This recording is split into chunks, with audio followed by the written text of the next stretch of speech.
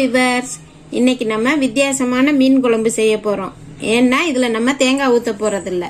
அதுக்கு ஒரு கடாய் வச்சு 2 ஸ்பூன் சீரகம், 1 ஸ்பூன் வெந்தயம், 1 ஸ்பூன் மிளகு போட்டு நல்லா வறுத்துக்கோங்க.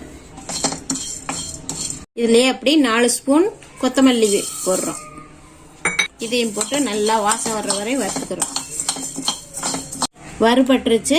இதை ஒரு பிளேட்ல மாத்தி நல்லா ஆற வைக்கிறோம். கடாயில 2 ஸ்பூன் நல்லெண்ணெய் விட்டுக்கிறோம். இதுல ஒரு வெங்காயம் கட் பண்ணி வச்சிருக்கேன், அதை போடுறோம். வெங்காயம் கொஞ்சம் வதங்கட்டும். வெங்காயம் கொஞ்சம் வதங்கிடுச்சு. 4 தக்காளி கட் பண்ணி வச்சிருக்கேன், அதையும் அதில் போட்டு வதக்குறோம். 25 கிராம் புளி விதையெல்லாம் எடுத்துட்டு வச்சிருக்கேன், இதையும் அதோட போட்டு வதக்கிட்டோம். வெங்காயம் தக்காளி நல்லா வதங்கிடுச்சு. இப்போ 1/2 டீஸ்பூன் மஞ்சள்தூள், ஒரு 4 ஸ்பூன் மிளகாய் தூள் போட்டுக்கோங்க. மீன் குழம்புனால நல்லா காரமாக இருக்கணும். இதை போட்டு நல்லா வதக்குங்க. இதை நல்லா ஆற வச்சு மிக்சியில் போட்டு நல்லா பேஸ்ட்டாக அரைச்சி வச்சுக்கோங்க. இப்போ ஒரு கடாய் வச்சு அதில் நல்லெண்ணெய் ஊற்றுறோம். நல்லெண்ணெய் ஊற்றினாதான் மீன் குழம்பு டேஸ்ட்டாக இருக்கும். அதில் கொஞ்சம் வெங்காயம் போட்டு நல்லா பொரிய விடுறோம். வெங்காயம் வதங்கிடுச்சு. 1/2 ஸ்பூன் வெந்தயம், 1 ஸ்பூன் சீரகம், கொஞ்சம் கருவேப்பிலை போட்டு பொரிய விடுங்க. இப்போ நம்ம வதக்கி அரைச்ச மசாலாவை அதில் போடுறோம்.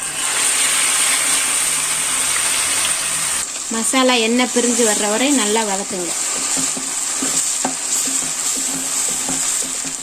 மசாலா வதங்கி நல்லா எண்ணெய் பிரிஞ்சு வர ஆரம்பிச்சிருச்சு. இப்போ தேவையான அளவு தண்ணி ஊற்றிக்கோங்க. நல்லா கலந்து விட்டு தேவையான அளவு உப்பு போட்டு, உப்பு காரெல்லாம் சரியா இருக்கான்னு பார்த்து கொதிக்க விடுங்க.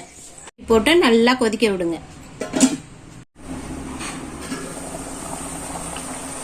குழம்பு நல்லா கொதிக்குது. இப்போ மீனை அதில் போடுறோம். இதை அப்படி சிம்மில் வச்சு 5 நிமிஷம் கொதிக்க வைங்க, போதும். வறுத்து அரைச்ச மீன் குழம்பு சூப்பராக ரெடி ஆயிருச்சு.